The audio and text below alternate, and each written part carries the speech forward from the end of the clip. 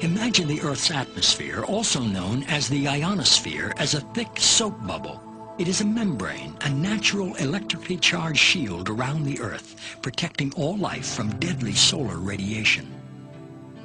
We have to have the atmosphere for survival. I don't think we should do anything to damage it. Without the ionosphere, I'd be fried, you'd be fried, all life on Earth would be fried. In 1912, Nikola Tesla, a visionary genius, saw ways to tame the sky, to make the atmosphere glow. He developed alternating current, high-frequency radio technology, and free energy. He experimented with both high and low frequencies and electromagnetic waves. He envisioned altering the weather and creating shields around the Earth to protect us from missiles, and he claimed he knew how to split the Earth in two. In 1985, Bernard Eastlund applied for patents that could make some of these ideas real. Many claim that these patents have become the blueprint for HAARP, High Frequency Active Auroral Research Program. ARCO originally approached me in 1984 to find a use for the natural gas on the north slope of Alaska, which they could not sell. To give you a feel for how much gas they asked me to find an application for, it was enough gas to produce all the electricity in the United States for a full year.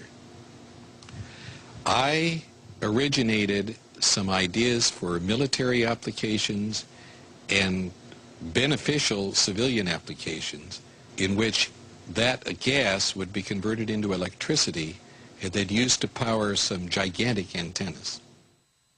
What does HAARP do? HAARP is a large antenna where we beam radio frequency energy up into the upper atmosphere, and we create on a small scale what the sun normally does. And the reason we're trying to do this is because when you have disturbances in the ionosphere, we can't communicate with our satellites. HAARP began with a congressional insertion in the appropriations bill of fiscal year 1990.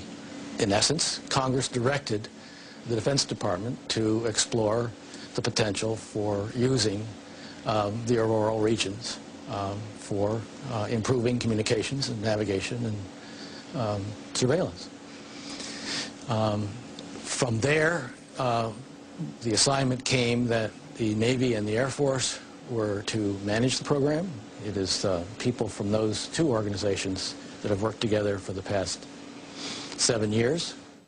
Applications discussed in the patents included destroying missiles. Communications control and disruption were included. There were some other ideas both to possibly modify weather and finally to lift a portion of the upper atmosphere further out into space where hopefully it would be able to deflect missile trajectories. What we do by beaming up radio frequency up into the ionosphere, that radio frequency, when it hits molecules of atmosphere, it tends to make the subatomic particles inside move faster, and that increases their temperature. So you can bring their temperature up to, what, 1600 degrees or so, which is normally what the sun does to those particles at that atmosphere. The ionosphere of the Earth has got enormous amount of energy. There are 8,000 thunderstorms going on all over the Earth at any given moment. There are millions of amperes of electricity pouring to the Earth from lightning strikes, and HAARP could create a trigger effect. In 1983, I did radio tomography with 30 watts, looking for oil in the ground. I found 26 oil wells over a 9-state area, and 100% of the time was accurate with just 30 watts of power beaming straight into solid rock. HAARP uses 1 billion watts beamed straight into the ionosphere for experiments. Picture these strings on the piano as layers of the Earth. Each one has its own frequency. What we used to do is beam radio waves into the ground, and it would vibrate any strings that were present in the ground. We might get a sound back like, and we'd say, that's natural gas. We might get a sound back like, and we'd say, that's crude oil. We were able to identify each frequency We accomplished this with just 30 watts of radio power. If you do this with 2 billion watts, the vibrations are so violent that the entire piano would shake. In fact, the whole house would shake. In fact, the vibrations could be so severe underground that could even cause an earthquake. While we feel that HAARP is a unique facility, it's not the only one like it in the world. HAARP has some capabilities that we feel are better than some of the others. You can change the frequencies. You can shift the beam so that you can move it from one part of the ionosphere to another, and it has quite a bit more power than some of the other facilities throughout the world that are doing the same kinds of research. I chose what's called a phased array antenna for the patents because it can be aimed. Picture holding your microwave oven in your hands with the door open. Then you can move it around and send those microwaves different directions. And for these applications where I wanted precise control of where the power was, I felt that was the best type of antenna to use. And that is the kind that HAARP has built. What we can do with an antenna is change the portion of the sky into which we insert the energy. HAARP can create some of the effects that the sun creates that are similar to the Aurora Borealis. HAARP can paint designs in the sky, if you will. You know, it can take the beam and move it in any pattern that the scientist who's doing the experiment might want to do. What I'm holding in my hands is an electrodeless lamp. In it, I have a low atmosphere gas, somewhat similar to the atmosphere above the Earth. I'm now going to put this in the microwave oven, which will irradiate it with about 1 watt per square centimeter. You know, you put 1 watt out and you've got the field necessary to break down the air, or whatever happens. And you see all of the motion of the plasma. That's typical of what will happen at high altitude where the ionosphere gets irradiated with these big beams. That was 1 watt per centimeter. HAARP focuses 3.6 million watts and squeezes it into a billion-watt or gigawatt beam. We're squeezing the megawatts into a narrow beam. Then in a very tiny area, you can create what's it called, an effective gigawatt. Is HAARP safe? Yes, HAARP is safe. The Earth is a web of interconnections. How do we know what we're doing when we blast the upper atmosphere with a huge amount of energy? It takes a tiny, tiny amount of energy to release a huge amount of energy. It's the same as a bullet, for example. If you have the primer on the back of a bullet, and that primer releases a tiny amount of energy, but it triggers the larger power in the bullet itself. And HAARP is playing with the energy system of the Earth.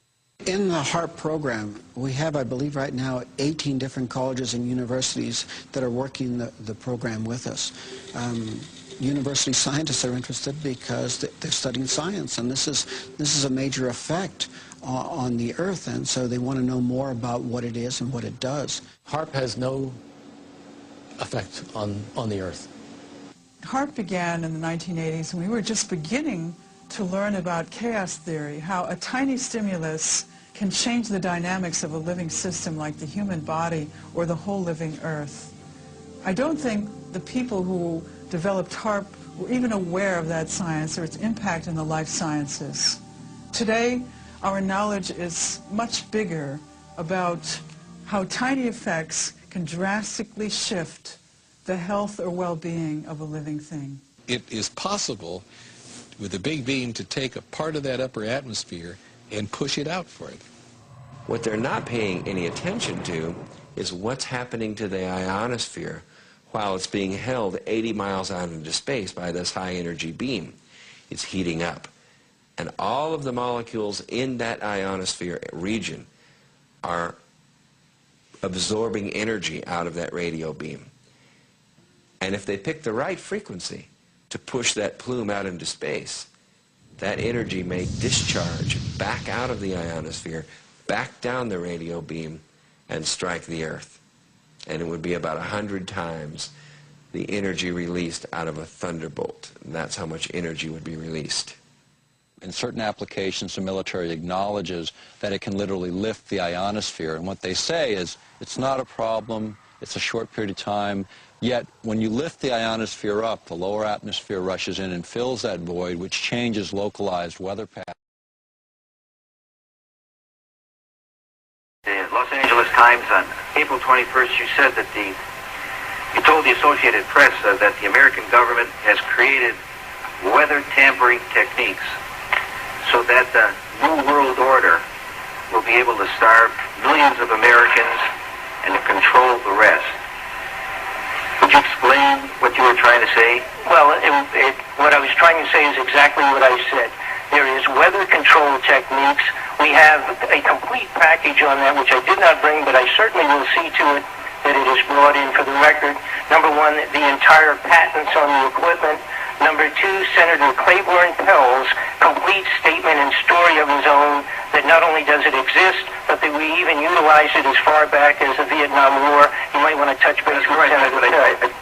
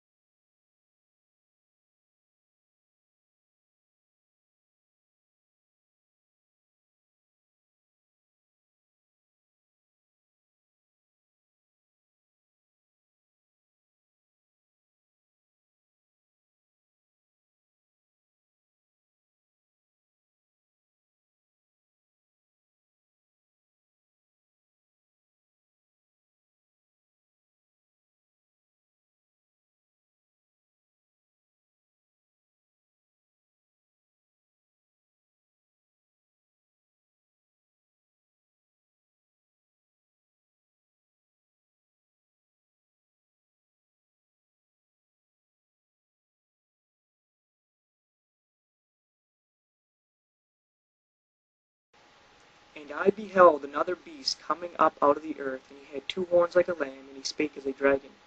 And he exerciseth all the power of the first beast before him, and causeth the earth and them which dwell therein to worship the first beast, whose deadly wound was healed. And he doeth great wonders, so that he maketh fire come down from heaven on the earth in the sight of men, and deceiveth them that dwell on the earth by the means of those miracles which he had power to do in the sight of the beast, saying to them that dwell on the earth that they should make an image to the beast which had the wound by a sword and did live. And he had power to give life unto the image of the beast, that the image of the beast should both speak and cause that as many as would not worship the image of the beast should be killed. And this second beast of Revelation chapter 13 is none other than the United States of America.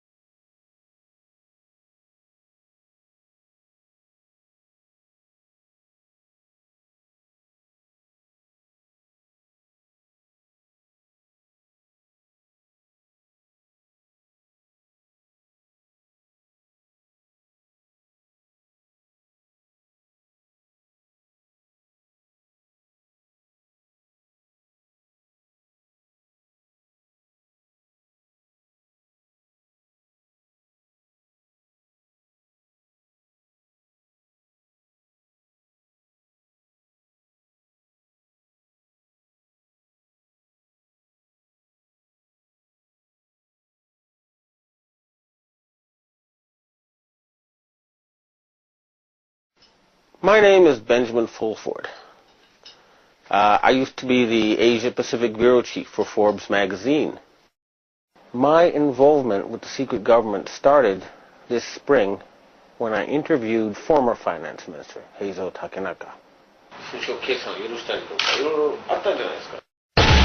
Dragon's Den.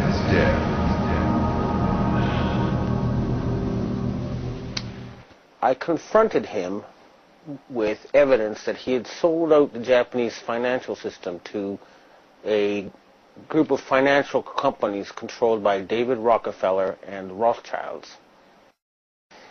The very next day, I got an email from someone who said he was introduced by Mr. Takenaka and he wanted to meet somebody. The person I met gave me this Freemason badge, and he said to me that he was a professional assassin and that I could either stop exposing people, he said I could either continue exposing people and die at the age of 46, or I could become basically Finance Minister of Japan. Now I have all this proof on tape and video. This is apparently what happens to a lot of people on this planet. They get to a certain level and they're told either you join us or you die. And most of them join them, and that way they get the elite in their pocket. And that's the secret of their control. In my case, I would have probably had to do that too. Although, once I realized I had met an honest, genuine, high-level Freemason who told me there were 13 levels of Freemason above the 33rd degree, and that these people were God. There was no God, they were God. So I asked them about their plans to kill people, and they said, yes, there are too many people on the planet. We need to get rid of several billion. And war doesn't seem to work, so we're going to use disease and starvation. Now, I don't know about you, but I couldn't live with something like that. And my first thought was I'll have to pretend to join them and try to, throw them over from the inside. And I suspect a lot of the people inside those groups have the same feeling. They hate being there, but they're scared. But they'd love it if these guys were overthrown. So you got to remember, not everybody in the secret government is evil. In fact, I'd be willing to bet a majority actually want to do good things for the planet, but they're scared. The very next day after I got this threat and offer of a bribe from the ninja, well, the guy who described himself as a ninja, a Chinese secret society contacted me. It's actually an Asian secret society. It's not Chinese. It's Japanese, Korean, Vietnamese. It's all of Asia. And they offered me protection. And this is their booklet. One of them. This is the booklet of the other. Now, people who know will know this is real. They have 6 million members. More, actually. Including 1.8 million gangsters and a lot of very intellectual people. They can mobilize all public opinion in Asia. So, with their protection, I continued exposing David Rockefeller. And earlier this year, I issued an ultimatum on Rents.com. The answer to the ultimatum was that the self-described assassin told me there would be an earthquake in Niigata Prefecture, Japan. And 2 days later, there were, on 2 consecutive days, earthquakes right on top of Japan's largest nuclear power plant. And I'll try to present this to people in the future. There was video taken of a ball of plasma in the atmosphere above Niigata on that day. His answer was to hit a nuclear power plant with an earthquake machine and kill innocent people.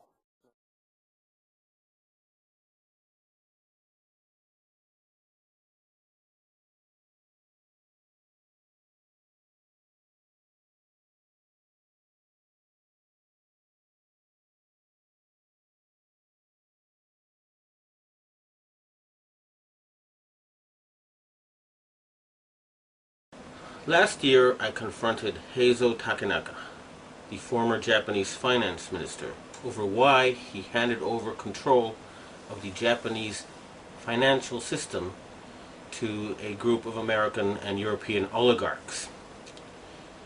He and his envoy told me that it was because Japan had been threatened by an earthquake machine. I did not believe it at the time. However, when I started exposing some of their doings, I was told by the Japanese security police that because of what I had said on places like Rents.com, that Niigata City was going to be hit by an earthquake. 2 days later, Japan's largest nuclear reactor was the exact epicenter of 2 earthquakes, both 6.8 in magnitude. That was too much of a coincidence for me. So I started doing research and found out about HAARP, H-A-A-R-P. And I realized that they really did know how to make earthquakes. And they do it by shooting a billion-watt microwave into the ionosphere, which is the part of the atmosphere that has a lot of energy in it. That pushes the ionosphere up into outer space, and then it rebounds. And the way it rebounds can cause earthquakes. Just like an opera singer can break a glass by singing at a certain level, or by dragging your fingernails on a blackboard, you feel a weird sensation. If they adjust the vibration for the rock underneath their target site, they can do that. The same machine can also heat up subterranean water to cause earthquakes. And remember, a billion-watt microwave. What does microwave do to water? It heats it up. Now imagine if you put 1 billion watts into a tropical storm. You could make it much bigger, and you could change the direction it flows in. You know how there's high pressure zones and low pressure zones. Well, high is hot and low is cold. And the hot flows into the cold. And vice versa when there's more of the cold. So they can heat up an area and cause it to flow into a next door area. In other words, these people are capable of creating the cyclone that hit Myanmar, the tsunami that hit Indonesia, and the earthquake that hit China. Now, after the earthquakes hit Niigata, a member of the Inagawa crime family, which is based in around the U.S. Yokosuka Air Base, and members of the Inagawa family have told me that their big boss is George Bush Sr. In other words, they work for Skull and Bones. And they invited me to a so-called UFO gathering where they showed me the video of this blob. They told me it was a UFO, but it was obviously, to me anyway, a plasma weapon, or a ball of heat created by something like a billion-watt microwave. And I predicted in my blog that there would be videos of lights found above China before the earthquake. And those videos then appeared on the internet after I predicted they would.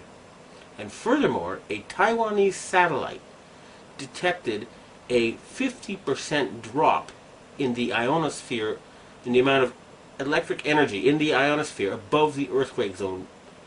Now, a 50% drop would be exactly what would happen with HAARP. It would push the ionosphere up, and then it would slam back down. So, it looks like the insane criminals who have taken over the U.S. government are killing people and threatening people with earthquake weapons. It doesn't look like it. I actually have some of the proof. And I want to ask the governments of China and Russia and Japan to reveal to the world everything they know about these weapons and the use by the American forces. I would also like to ask the loyal Americans and the patriotic Americans in the Air Force to please bomb the power generator of the HAARP stations in Greenland and Alaska so they can stop this mass murder. They've already killed 500,000 people. If we find out that the tsunami in Indonesia was caused by them, and there's a good chance because the earthquakes seem to be politically timed. They asked the Indonesian government to open the Straits of Malacca and to join in the fight against terrorism, and they refused. What happened? There was a tsunami, and suddenly they cooperated. In Myanmar, they were about to have an election, and immediately before the election it came. And guess what? Just conveniently, the U.S., British, and French navies are standing by with food supplies. It should take a couple of weeks to get there. What were they doing there already? And China had just succeeded in getting India to join with Russia and Brazil and other countries to join the Shanghai Cooperation Agreement or to cooperate with it. And Japan just had a very, very friendly summit meeting with China where the emperor met the Chinese leader 3 times. President Bush has not met the Japanese emperor in 8 years. Okay? So in other words, the United States is becoming isolated. And instead of being the policeman of the world, they have become the criminal of the world, the gangster of the world, the bully of the world. They have been taken over by madmen. And they have to be stopped. But we must not give them any excuse to convince the Western public to support a World War III. That's what they want, and they're not going to get it.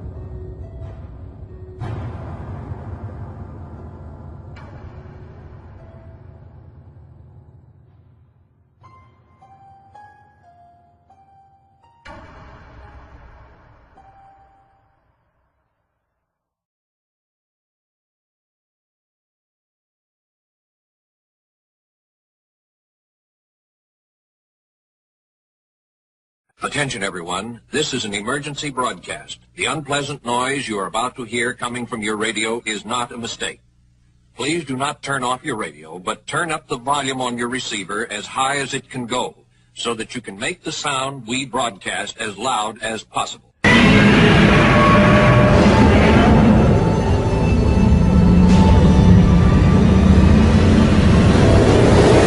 About this apparent disagreement between the U.S. and the Japanese, let's look at what the head of the U.S. Nuclear Regulatory Commission said today to Congress about one of those Fukushima reactors. We believe that secondary containment has been destroyed, and there is no water in the spent fuel pool. And we believe that radiation levels are extremely high. In other words, the Americans saying that it's worse than Japanese officials have let on. All of this leads us to our chief environmental affairs correspondent, Ann Thompson. Ann, we thought something was up when the Americans wanted their people further away from it than the Japanese standard earlier today. What's behind this apparent disagreement? Well, Brian, it's a crisis in the confidence of the information they are getting from the Japanese government. In fact, tonight, Tokyo Electric Power Company is denying that spent fuel pool is indeed dry. It says that everything is stable at Reactor 4, and you have the head of public affairs for the NRC, the Nuclear Regulatory Commission, who's trying to walk back some of Mr. Jasko's comments today, saying that they understand the Japanese are denying that there is a problem at Reactor 4. They're trying to run that to ground, but what he's saying is they are erring on the side of caution. They're trying to be very conservative because this is a very serious situation. Fukushima's governor has urged the Japanese central government to offer more accurate and truthful information on the radiation leak affecting the country's citizens. Governor Yuhei Sato made the remarks on Wednesday at a meeting with crisis officials and specialists in Fukushima City. The city is about 60 kilometers inland from the nuclear plant. In a makeshift command center there, hundreds of Japanese government workers, police officers, as well as others aiding rescue operations are struggling to stay on top of the devastation caused by the quake and tsunami and the looming nuclear crisis. The prefecture's governor said transparency of information is one of the key issues in the government's dealing of the disaster. I have made an urgent request to Prime Minister Kan. The government must give people in Japan accurate and truthful information on the radiation leakage.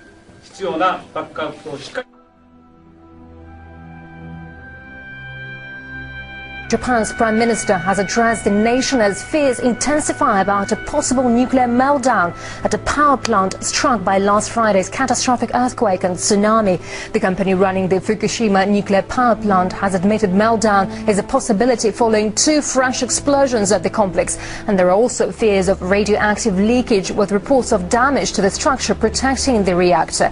And now we can go live to Japan, and our correspondent Ivor Bennett is there for us. Hello there, Ivor. So radiation levels have risen both inside and outside the plant. How bad is the situation, and what's the risk of nuclear disaster now, and what's being done to try and prevent it?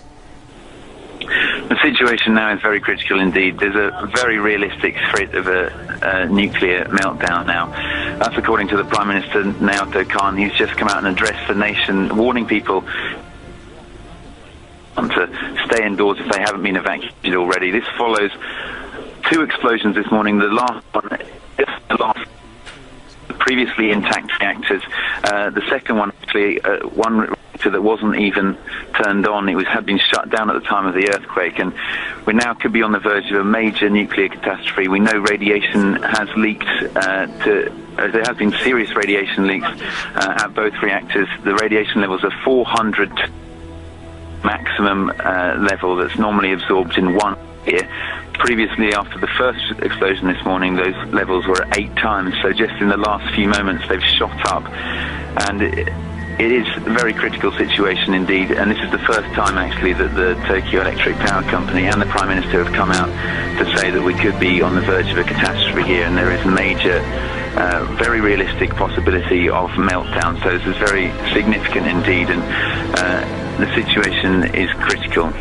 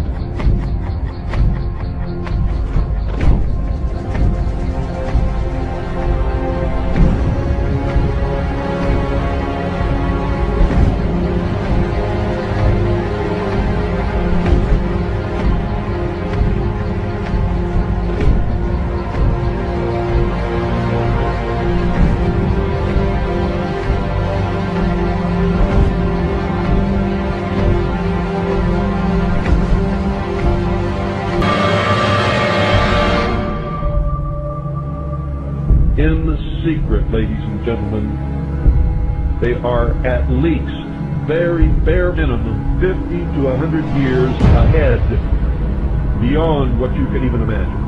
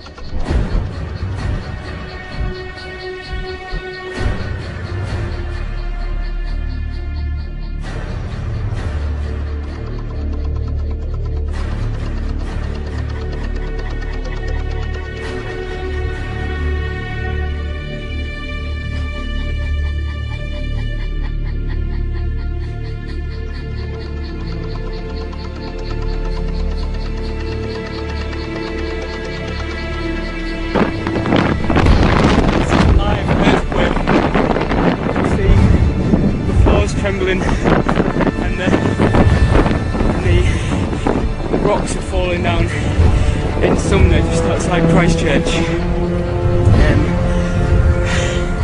This giant rock has just fallen on the RSA building, and you can see it's crushed the building there, and the cars.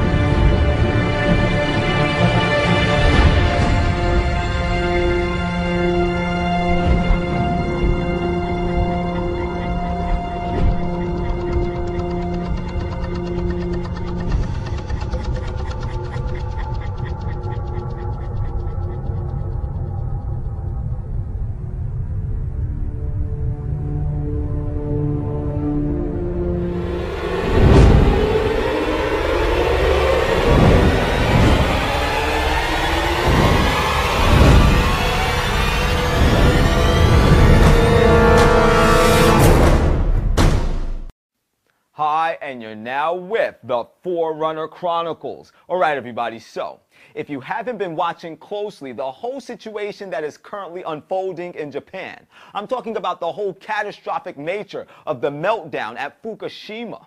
then whatever you're doing right now, you need to stop that and take a look at what I'm about to show you, because it is absolutely out of control right now. And there may be more to it than what they're telling us on the news. Take a look. Tokyo has announced plans to dump nearly 12,000 tons of radioactive water from the Fukushima plant. Is it really as harmless as the government is making out? Absolutely not, and any other normal circumstances, the release of such volumes of water would be described as catastrophic. There's no concept how to store the radioactive fuel. Plutonium, if it is ingested by a human body, almost certainly leads to the development of cancer. Plutonium is a very, very dangerous and harmful substance which will radiate for many, many, many thousands of years. Unsuccessfully trying to restore the cooling system at the facility in what is now the worst atomic crisis since Chernobyl. Plutonium, if it is ingested by a human body, almost certainly leads to the development of cancer. Ladies and gentlemen, what I've just shown you is simply a brief synopsis of the horrific horror show that is currently gripping the hearts of every resident that lives within Japan at this time. And now with them dumping tens of thousands of tons of radioactive matter, highly radioactive matter, into the Pacific Ocean, this situation is no longer one that is solely isolated to Japan alone. This situation is getting ready to impact the lives of tens of millions of individuals all throughout the world. People are getting ready to come down with unexplainable, incurable health conditions, and it will be unbeknownst to themselves how this whole thing has come upon them. One day, their health was good. 3 days later, they're laid up in the hospital suffering from some deadly illness, and they will be oblivious as to how their health went south. And the reason why they'll be oblivious is because currently these individuals have been duped into listening to the peace and safety insidious rhetoric of the politicians and the scientists that are coming on the television set day in and day out, feeding us the same thing. There's nothing to worry about. This won't affect the environment. This won't affect your health. How can we listen to such lies and deception, such nonsense as this? Ladies and gentlemen, life can change in a moment's notice. Just look at what is happening in Japan at this time. This is a first world country we're talking about. One day, they're on the top of the pile. The very next day, they are scrambling feverishly, seeking for a means to stabilize their society, all without warning. But does this mean that the whole situation that is now underway in Japan was not planned? Is it possible that the tsunami that hit Japan, causing catastrophic damage to the Fukushima nuclear plant, was something that was engineered and brought about by a device called HAARP? If you're not familiar with what HAARP is, HAARP, High Frequency Active Auroral Research Program. It is a field of antennas on the ground in southeastern Alaska, so linked together as to work as one giant antenna. It's 360 antennas. Each can generate 10,000 watts, 3.6 million watts collectively. The largest legal AM radio station in the U.S. is only 50,000 watts. But they're not broadcasting out. They're broadcasting up. When HAARP is fired up, all those antennas shoot powerful radio waves into the ionosphere, the uppermost part of the atmosphere. They literally heat it. They create irregularities that allow the ionosphere to bounce powerful radio signals back to Earth. And when that high-powered beam returns back down to Earth, it not only has the ability to change the weather, and if you thought you didn't hear me right, you heard me right. HAARP has the ability to control the weather. But that high-powered beam that is shot up into the ionosphere by this mechanism also has the power to cause earthquakes. And earthquakes, we know, are the cause behind tsunamis. Now, when this beam is fired off from HAARP, it causes these erratic, radical patterns in the clouds of the sky, like the following images that I'm showing on the screen at this time.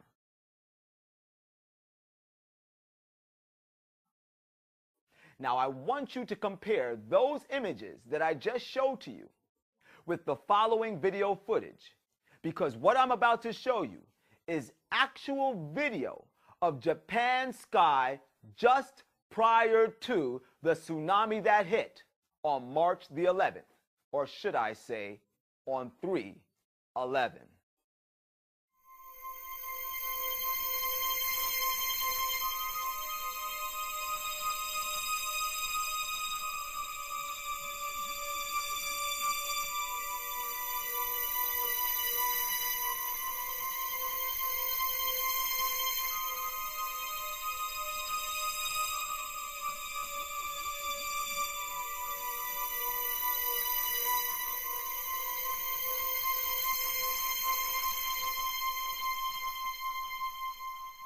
Now, after observing that video footage, it's pretty clear to see that the abnormal cloud patterns that were present in the skies above Japan just prior to the tsunami that hit on March the 11th are exactly the same as the peculiar cloud patterns that are produced by the powerful antennas of HAARP. But if that's true, could it also possibly be true that the government of the United States of America is responsible for creating the massive cataclysmic tsunami that hit the shores of Japan, bringing absolute destruction to everything in its path and turning their reality into a living nightmare? Could something like that be possible? How could the government of the United States of America be responsible for perpetrating such a heinous criminal act as this against Japan? I mean, before we start accusing people, there has to be seen a very clear-cut motive as to why this type of evasive action would be carried out. Some extremely clear-cut motives. Do you think it's possible that the government of the United States of America is familiar with the fact that Iran's biggest export is oil? Oil makes up 96% of Iran's exports. And out of that 96% of Iranian oil that is exported, Japan is responsible for purchasing 12% of that Iranian oil at a whopping $12.7 billion. And those are the old statistics from the year 2007, making Japan one of the largest, if not the largest, importer of Iranian oil.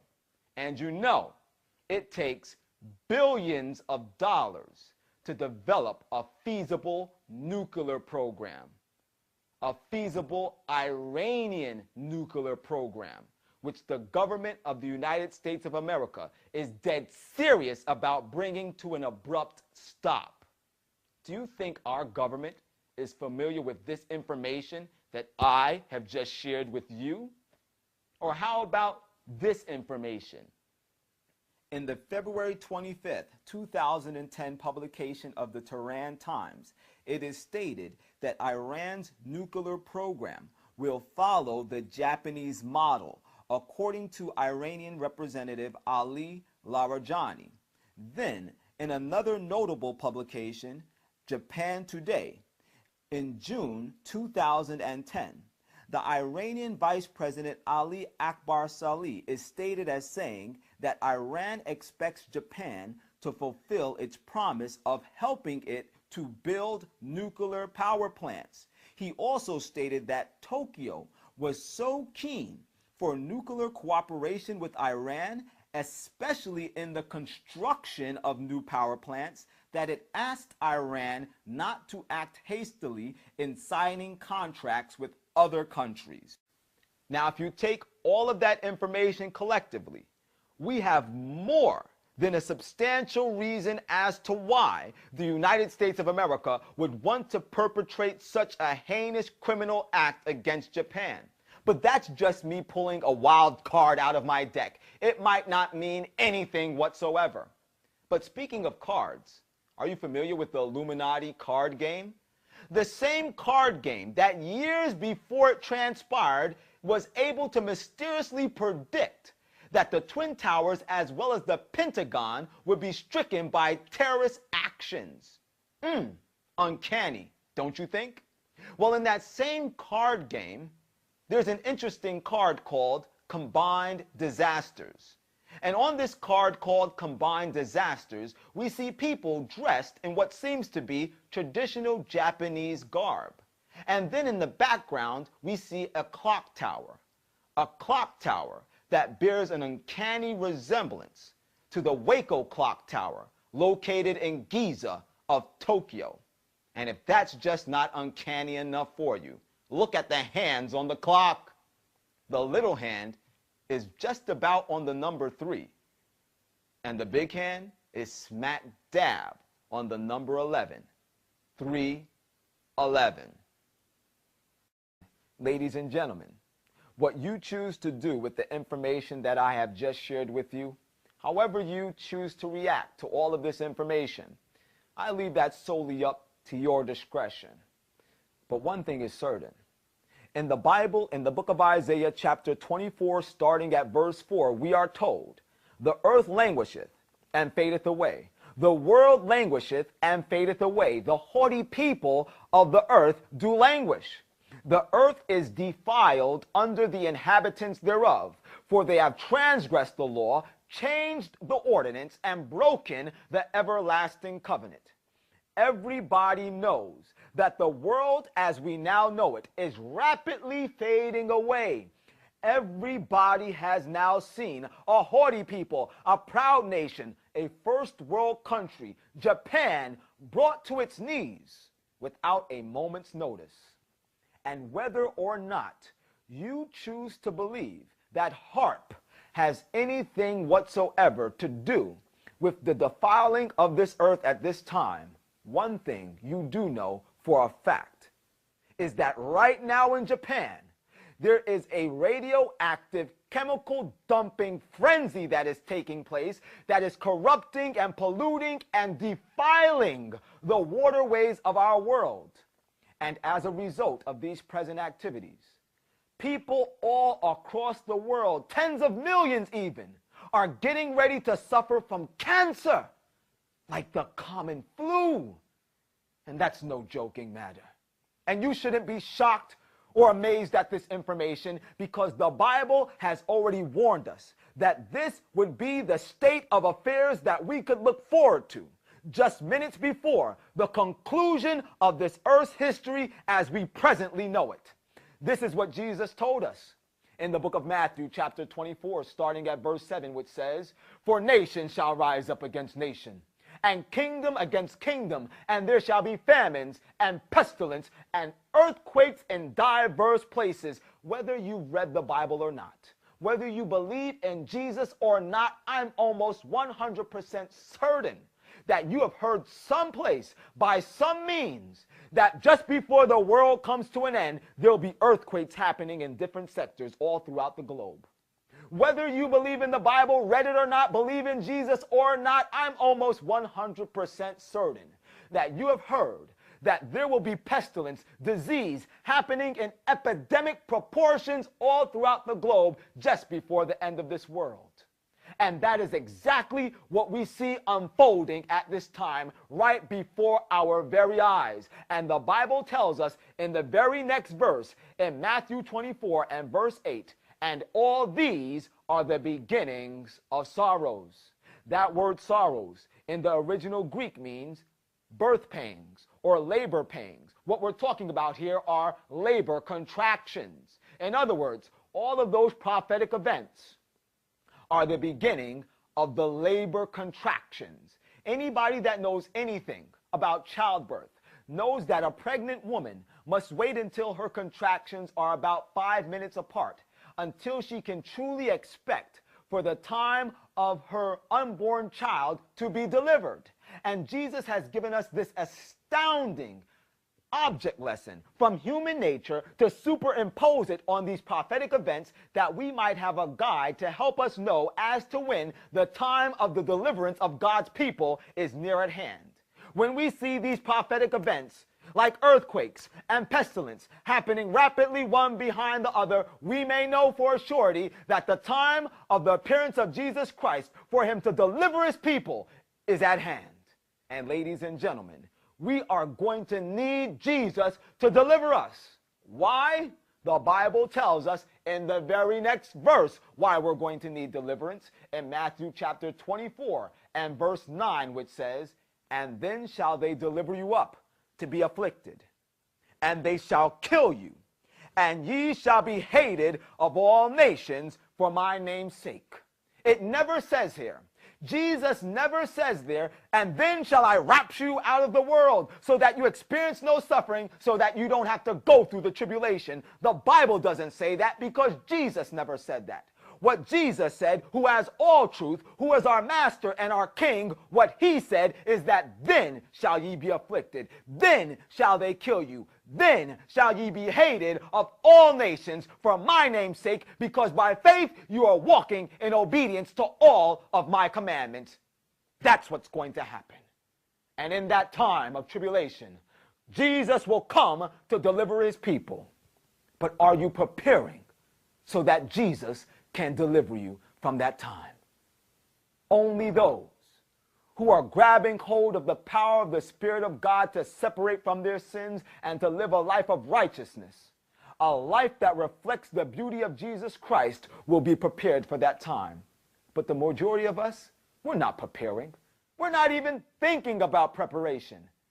Most of us won't even begin to think of the thought of preparation until calamity, like a ferocious monster, comes kicking into our bedroom and pushing us off of our mattresses of self-deception so that we wake up. Are you going to wake up? In this time of preparation, what are you going to do? You know what most people are doing? The Bible tells us in the book of Isaiah chapter 23, starting at verse 12, which says, "And in that day the Lord God of hosts called for weeping and mourning, for baldness of head and girding of sackcloth, and behold, slaying of oxen, killing of sheep, eating of flesh, and drinking of wine. Let us eat and drink, for tomorrow we die." Do you know what God was telling us in those two scriptures? What he was saying here is that in the time in which he himself is calling for humanity to repent from our sins, to turn away from our adultery, to turn away from our fornication, to give up our lying, our stealing, our cheating, to give up our homosexuality, to give up our masturbation, our drug abuse, our alcohol abuse, to give up our gossiping, to turn away from every hereditary and cultivated tendency to sin, to repent from these evils. In that time, instead of doing this, most people are saying, "Let us eat and drink, for tomorrow we die. Let's live a prosperous lifestyle. We need to be happy in this world. We got to occupy until he comes, you know. Let's get bigger houses, more fancy cars. Let's get a bigger screen TV than the big screen, flat screen TV that's already on my big wall, so that I can have a bigger casket to die in." That's what people are doing right now. Let us eat and drink, for tomorrow we die. That's right. We're all going to die one day if Jesus doesn't save us before then. But ladies and gentlemen, death is not going to save you from the judgment. The Bible clearly tells us in the book of Hebrews, chapter 9, starting at verse 27, "As it is appointed unto man once to die, but after this the judgment. So Christ was once offered to bear the sins of many, and unto them that look for him shall he appear the second time without sin unto salvation." Yes, we all must die, but after that we all must stand in the judgment of God. Whether living or dead, we will all face the judgment of God. When your name comes up in judgment, how will you stand? Will you be given the crown of life? Or will you have to experience the destruction of eternal fire? The choice is yours, you know. Ladies and gentlemen, this is a serious situation. Are you truly looking for the second coming of Jesus Christ? Do you truly desire to be saved out of this perverse world? Well, the Bible tells us in 1 John chapter 3 and verse 3, and every man that hath this hope in himself purifieth himself, even as he is pure. Are you seeking to surrender your heart to God so that he can purify you, so that you can be pure just like him? This is why Jesus came, to save us not from some of our sin, but from all of our sin. That's what the Bible tells us in 1 John 1 and verse 29. And the next day John seeth Jesus coming unto him and saith, Behold the Lamb of God, which taketh away the sin of the world. Jesus wants to cleanse you of your sin. He died so that you might experience his eternal life. He doesn't want to spend eternity without you. If you lose out on eternity, it's because it's your personal decision. Ladies and gentlemen, it is time to prepare now, because very soon they're getting ready to play this card out of their deck.